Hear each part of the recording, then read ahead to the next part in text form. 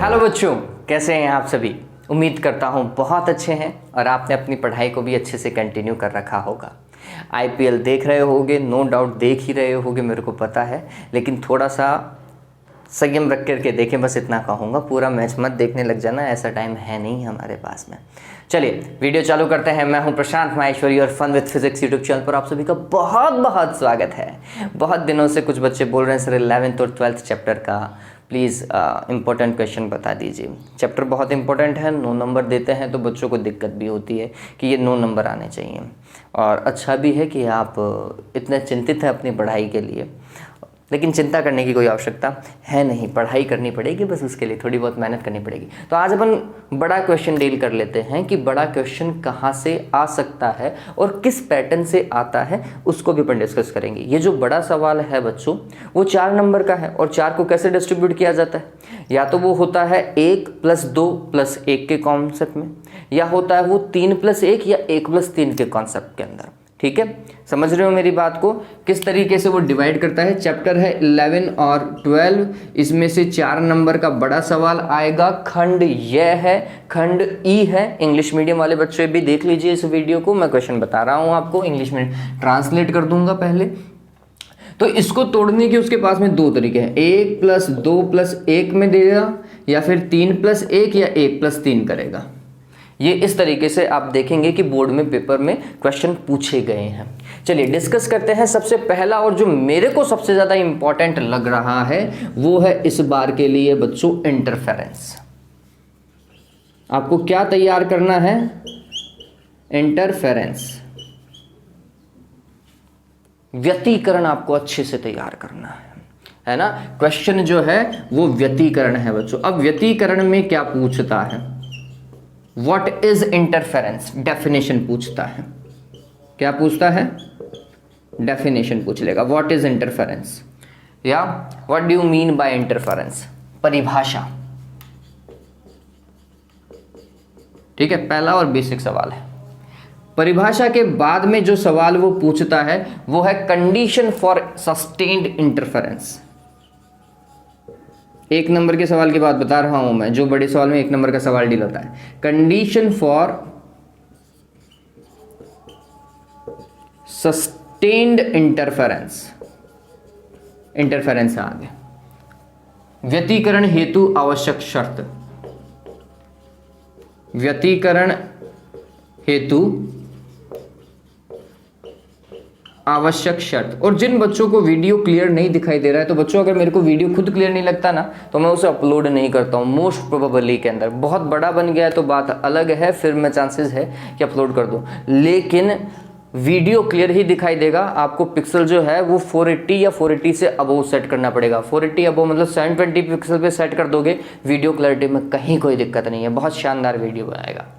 ठीक है, आगे ये 1 नंबर का एक सवाल ये हो सकता है, ये हो सकता है। एक लास्ट जो 1 नंबर का सवाल इंटरफेरेंस से पूछा गया है वो है एनर्जी डिस्ट्रीब्यूशन कर्व।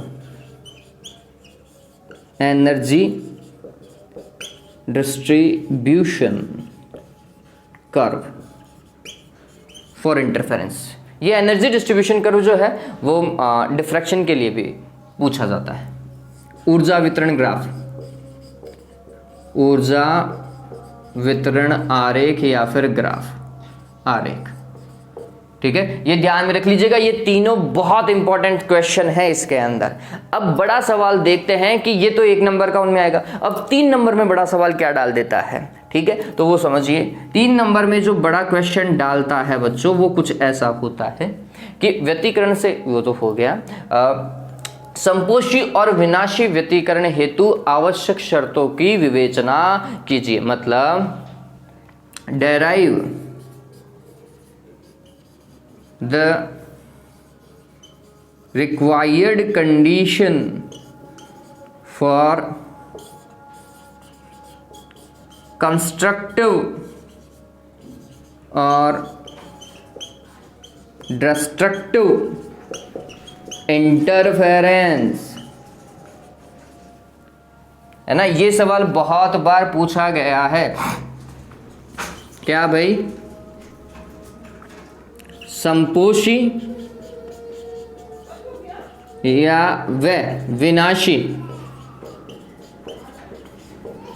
व्यतिकरण हेतु आवश्यक शर्तों को समझाइए। अभी इसमें आपको क्या करना है, तो मैथमेटिकल एनालिसिस ऑफ इंटरफेरेंस है ना। मैथमेटिकल एनालिसिस कौन सा, व्यतिकरण की गणितीय विवेचना, जहां आपने दो वेव्स ली थी y1 और y2, फिर उनका क्या करवाया था, अध्यारोपण करवाया था, और अध्यारोपण के फलस्वरूप एंड में आते आते आप कुछ ऐसा फॉर्मूला डेराइव कर देते हो, r इज इक्वल्स टू क्या भाई, a1 का स्क्वायर प्लस a2 का square plus 2a1 a2 cos phi, करते हो नहीं करते हो, है ना। और i बराबर क्या, i1 plus i2 plus 2 root i1 i2 cos phi, यहां तक पहुंचते हो नहीं पहुंचते हो। फिर संपोषी के लिए cos फाई का मान 1 रखना पड़ता है, विनाशी के लिए -1, मतलब डेस्ट्रक्टिव के लिए -1 और कंस्ट्रक्टिव के लिए cos फाई की वैल्यू +1 रखते हो नहीं रखते हो, वो वाली कंडीशन आनी चाहिए। cos फाई की वैल्यू, cos फाई से फाई की वैल्यू, कालांतर की वैल्यू, फेज डिफरेंस की वैल्यू, फिर कालांतर से पथांतर की वैल्यू, पाथ डिफरेंस की वैल्यू आनी चाहिए। वही तो कंडीशन थी कंस्ट्रक्टिव और डिस्ट्रक्टिव इंटरफेरेंस की, वो आनी ही चाहिए। आर मैक्सिमम और आर मिनिमम का फॉर्मूला बनना चाहिए, आई मैक्सिमम और आई मिनिमम का फॉर्मूला बनना चाहिए, ठीक है, वो आना चाहिए। वो वहां तक सिद्ध करवा रहा है, मतलब एक लंबा डेरिवेशन है। फिर जो इंपॉर्टेंट है, एक सवाल बड़ा ये, दूसरा बड़ा सवाल फ्रिंज चौड़ाई, fringe width, fringe width, bright और डार्क फ्रिंज की विड्थ कितनी होती है वो कैलकुलेट कराता है। कौन से एक्सपेरिमेंट से, यंग्स डबल स्लीट एक्सपेरिमेंट, इसी से तो सारा काम करते हैं बच्चों, है ना। तो ये ध्यान में रखिएगा कि यंग के दी स्लीट प्रयोग से फ्रिंज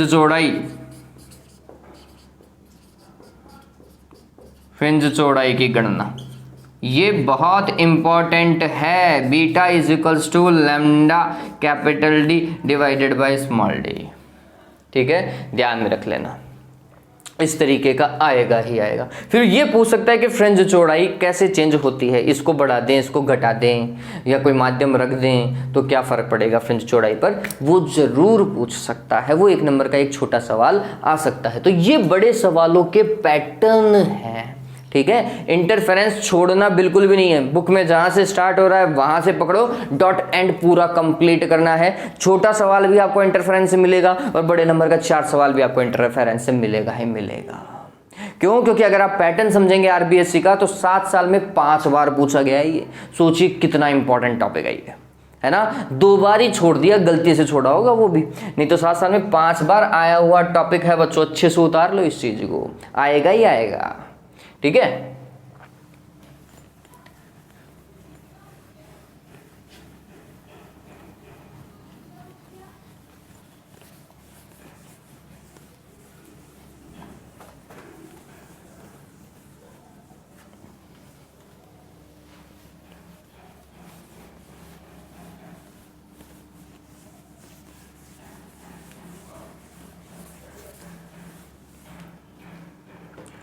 दूसरा सवाल जो मेरे को लग रहा है वो कुछ इस तरीके का है बच्चों। यहां पर अपन रिफ्रैक्शन को देखेंगे, refraction through prism, refraction through prism, और इस पर्टिकुलर पॉइंट में से जो क्वेश्चन आता है वो ये है कि रिफ्रैक्टिव इंडेक्स जो होता है ना प्रिज्म का, वो ये होता है del M plus A divide by 2 and sine A by 2, है ना, इनका रेशो होता है। ये प्रूव करवाता है कि prove that the refractive index of a prism is, ठीक है, ऐसा होता है, ये पूछता है। इसी के साथ में जो और क्वेश्चन देता है वो कुछ ऐसा है कि आई और जो डेविएशन एंगल है, आई क्या बच्चों, एंगल ऑफ इंसिडेंस, और डेविएशन एंगल डेल हो गया, ठीक है, इनके बीच में ग्राफ क्या होगा, graph between angle of incidence and deviation angle for a prism. ठीक है, ये आपको कैलकुलेट करना होता है। अब देखिए ये जो पर्टिकुलर सवाल है, अगर मैं इसी फॉर्मेट में देखूं तो ये 2+1 का कॉम्बिनेशन है, 2 नंबर का डेरिवेशन और 1 नंबर का ग्राफ। तो मतलब ये सवाल 3 नंबर वाले सवाल में सही बैठता है। आपके अगर मॉडल टेस्ट पेपर को देखें तो वहां पे कॉम्बिनेशन कैसा बैठ रहा है वो और देखिए। मॉडल टेस्ट पेपर में 9 नंबर कैसे डिवाइड कर रखे हैं, 1 + 1 + 3 + 4 ऐसे डिवाइड कर रखे हैं 9 मार्क्स को। तो 4 नंबर का मार्क्स मैंने इंटरफेरेंस आपको बताया है, ठीक है, और भी अपन देख लेंगे 4 नंबर के मार्क्स में।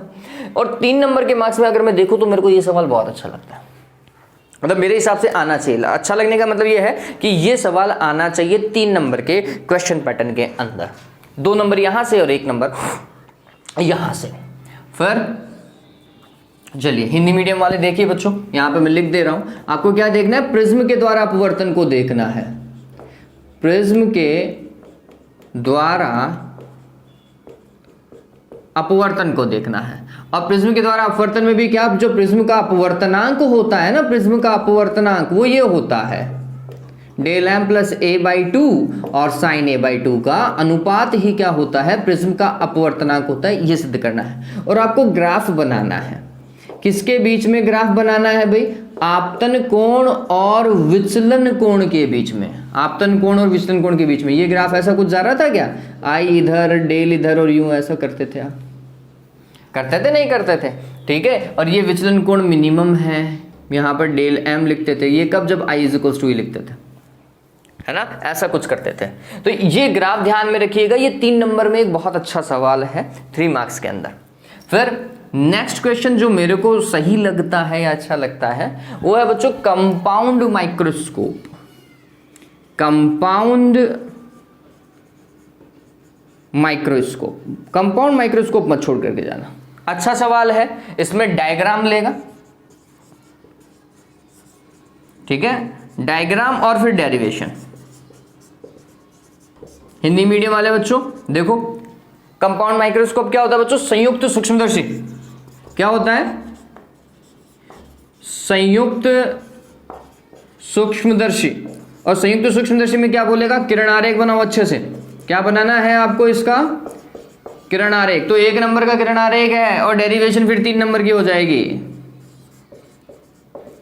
है ना। डेरिवेशन में क्या सिद्ध करवाएगा, अरे आपने m निकाला था नहीं निकाला था क्या, माइनस का V0 divided by U0 1 + D divided by FE, निकाला था नहीं निकालता, ये डेरिवेशन पूछ लेगा वो, है ना, कि prove that the magnification through a compound microscope या संयुक्त सूक्ष्मदर्शी द्वारा आवर्धन क्षमता का सूत्र ये होता है, या आवर्धन क्षमता का सूत्र परिकलित कीजिए।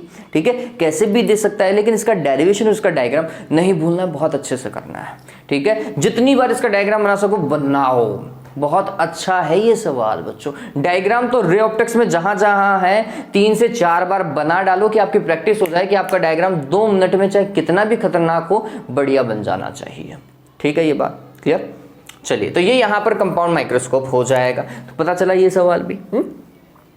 फिर इसके बाद में ये सवाल देखो, देखा जाए तो ये 3 नंबर में भी डाल सकता है और 4 नंबर में डाल सकता है। 1 नंबर का डायग्राम, 2 नंबर का डेरिवेशन, 1 नंबर का डायग्राम, 3 नंबर के डेरिवेशन, कहीं पर भी ये इसको एडजस्ट कर सका। लेकिन सवाल बहुत अच्छा है ये कंपाउंड माइक्रोस्कोप। ठीक है, चलिए आगे चलते हैं। 3 सवाल मैंने आपको बताए और ये छोड़ने नहीं है। 3 और 7 नंबर के सवाल आज अपन क्लियर कर ही लेंगे।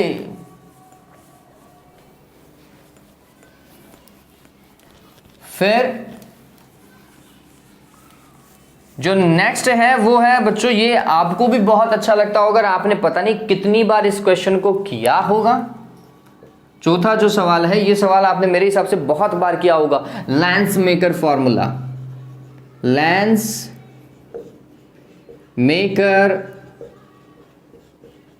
फॉर्मूला, ये आपने पता नहीं कितनी बार किया होगा। मुझे पता है आपने बहुत बार ट्राई किया होगा लेंस मेकर फॉर्मूला को। लेंस मेकर समीकरण बच्चों,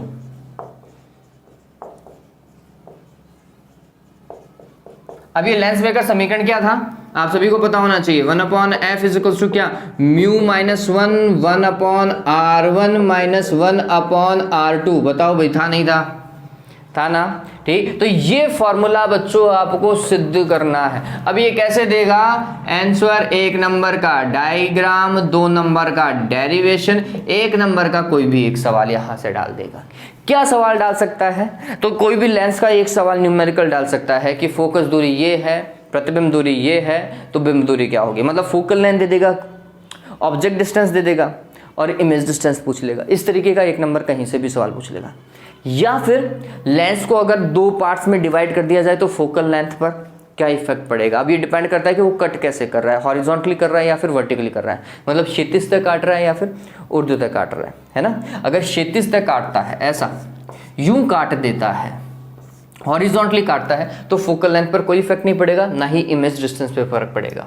लेकिन अगर ऐसा काट देता है, यूं वर्टिकली काट देता है, लंबवत काट देता है 2 बराबर भागों में, तो भैया दुगनी हो जाएगी फोकल लेंथ शुरुआत की। अगर शुरुआत में पूरे की 40 है तो अब आधे भाग की 80 हो जाएगी, ठीक है। ऐसा पूछ सकता है। या फिर और क्या पूछ सकता है, किसी भी लेंस को लिक्विड में क्या कर दो, इमर्ज कर दो, डाल दो, तो फोकल लेंथ पर क्या इफेक्ट पड़ेगा, फोकल लेंथ बढ़ जाएगी, ठीक है। फोकल लेंथ क्या होगी, बढ़ जाएगी बच्चों, ध्यान में रखना। तो पता चला सवाल कैसे आएगा, 1 नंबर का डायग्राम, 2 नंबर का डेरिवेशन और फिर 1 नंबर में एक छोटा सवाल। अब छोटे सवाल के मैंने आपको आइडिया दे दिया है, लिक्विड में डाल दो, कट कर दो, या फिर कोई भी एक न्यूमेरिकल U, V और F से रिलेटेड। पता चल गया, क्लियर हो गया बच्चों। चलिए, तो ये भी हो गया 4 नंबर के सवाल के अंदर। और हाँ देखिए, फिर अब ये 3 नंबर के सवाल के लिए है जो मेरे को याद आ रहा है, वो ये है बच्चों कि कोएक्सियल लेंसेज है ना, combination of lenses, combination of lenses, ये नहीं छोड़ना है। कॉम्बिनेशन ऑफ लेंसेज कौन सा, 1/f is equals to 1/f1 plus 1/f2, p is equals to p1 plus p2। क्या होगा, 1 नंबर का डायग्राम, 1 नंबर का ये डेरिवेशन और 1 नंबर का ये डेरिवेशन। 3 नंबर में बहुत बेहतर सवाल है, बहुत बढ़िया। अगर ये आया, ये आएगा, वैसे 3 नंबर के अंदर आने के चांसेस बहुत ज़्यादा हैं इसके, और नहीं आता है तो फिर 1-1 नंबर के भी 2 सवाल है। 1-1 नंबर के 2 सवाल में आपको इस फॉर्मूले से सवाल देखने को मिलेगा, ठीक है। तो छोटा सवाल भी इससे बैठ जाएगा आपका, और बड़े सवाल होने के भी चांसेस इससे बहुत ज़्यादा हैं। हाँ भाई, अपने लिए देखो बच्चों, लेंसों का संयोजन, लेंसों का संयोजन, हिंदी मीडियम वालों को तो पता ही चल गया होगा, देखते ही वो फॉर्मूला देखते, तुम तो होशियार हो बेटा। 1/f is equals to 1/f1 plus 1/f2 और p is equals to p1 plus p2, ठीक है। अच्छे से याद करना। मैं एक बार के लिए वीडियो देखूंगा, ये 3री बार मेरा वीडियो खराब हुआ था, मैं 3री बार रिकॉर्ड कर रहा हूँ बच्चों, अपने आप ही वीडियो रुक जा रहा था। चलो, तो ये 5 सवाल जो मेरे को ऐसा लगता है कि बड़े सवालों में एडजस्ट हो जाएंगे, ठीक है। मतलब 3 और 4 सवाल, मतलब 7 नंबर का सवाल आपको यहाँ से देखने को मिलेगा। न्यूमेरिकल आए तो बात अलग है।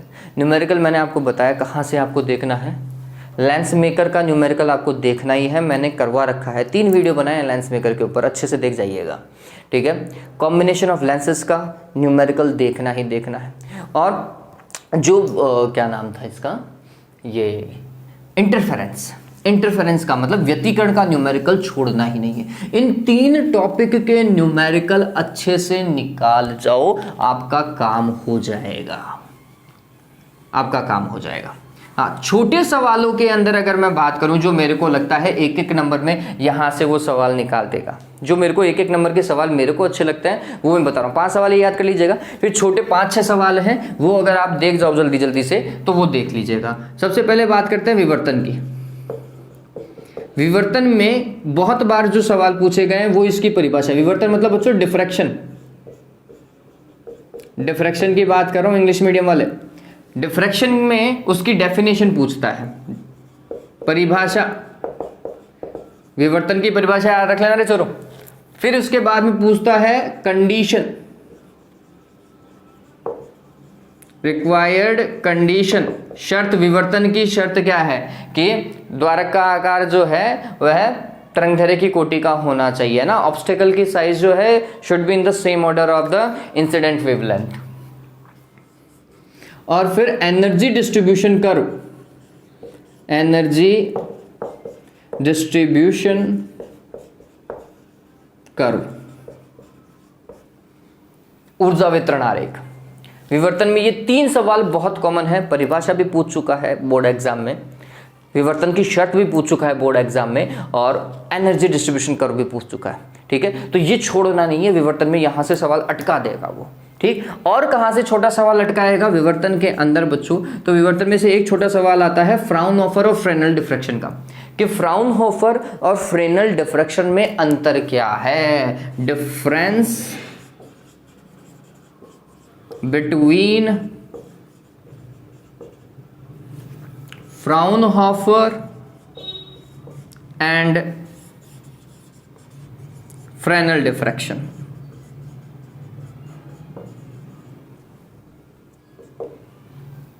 ठीक है, ये डिफरेंस ध्यान में रखिएगा। हो गया, तो ये सवाल देख लीजिएगा प्लीज, है ना। और फिर आगे क्या देखोगे आप, विवर्तन चलो इतना कंप्लीट कीजिए। एक तरंगाग्र की परिभाषा, डेफिनेशन ऑफ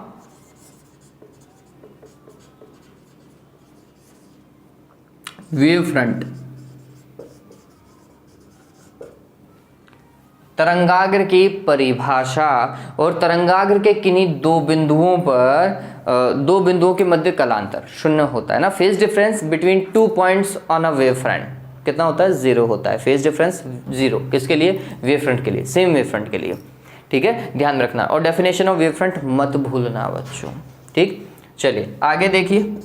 ये तो हो गया वेव ऑप्टिक्स में। रे ऑप्टिक्स में जो मेरे को सही लगता है वो है वर्ण विक्षेपण बच्चों। वर्ण विक्षेपण अच्छे से याद कर लीजिएगा। क्या याद रखोगे, वर्ण विक्षेपण। ठीक है, वर्ण विक्षेपण, कोणीय विक्षेपण और विक्षेपण क्षमता। वर्ण विक्षेपण, कोणीय विक्षेपण, विक्षेपण क्षमता। अच्छा सवाल है। डिस्पर्जन ऑफ लाइट, 7 कलर में डिवाइड हो जाती है ना white light, that is dispersion. फिर डिस्पर्सिव पावर, डिस्पर्सिव पावर और एंगुलर डिस्पर्जन।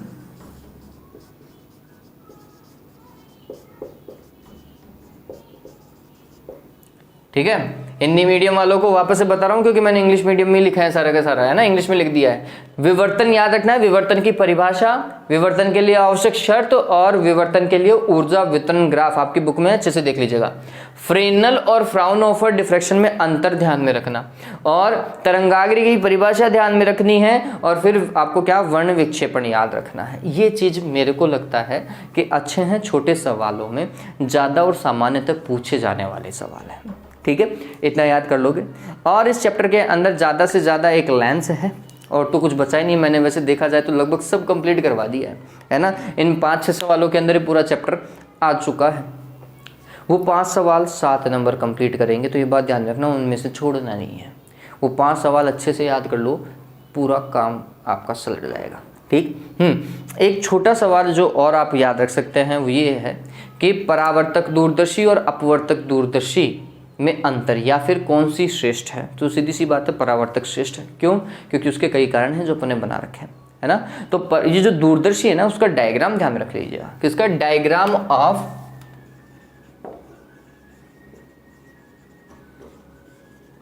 टेलीस्कोप, टेलीस्कोप का डायग्राम। कौन कौन सी? एक तो रिफ्रैक्टिंग टाइप है ना, रिफ्रैक्टिंग मतलब अपवर्तक दूरदर्शी, और एक है न्यूटोनियन, न्यूटन वाली दूरदर्शी। इनका डायग्राम याद रख सको तो याद रख लेना। और कौन सी बढ़िया है? ये वाली बढ़िया है। क्यों बढ़िया है? परावर्तक दूरदर्शी क्यों बढ़िया है? तो हम बोलते हैं हल्की होती है, दर्पण का उपयोग होता है। वर्ण विक्षेपण, सॉरी क्या, ये देखो विपतन, वर्ण विपतन और गोलीय विपतन का दोष नहीं होता इसके अंदर। हल्की होती है, आसानी से एक स्थान से दूसरे स्थान ले जाया जा सकता है और कॉस्ट कम होती है, इसलिए ये बढ़िया होती है। तो ये बेसिक पार्ट है, इतना याद रख लोगे चैप्टर बहुत अच्छे से कंप्लीट होगा। जिस तरीके के क्वेश्चन मैंने बताए हैं इनको इसी सवालों के तरीके से याद रखिएगा, आपका काम इस चैप्टर में 9 नंबर कहीं नहीं जाने वाला। ठीक है, चलिए आज के लिए बच्चों इतना ही। Have a good day, take care.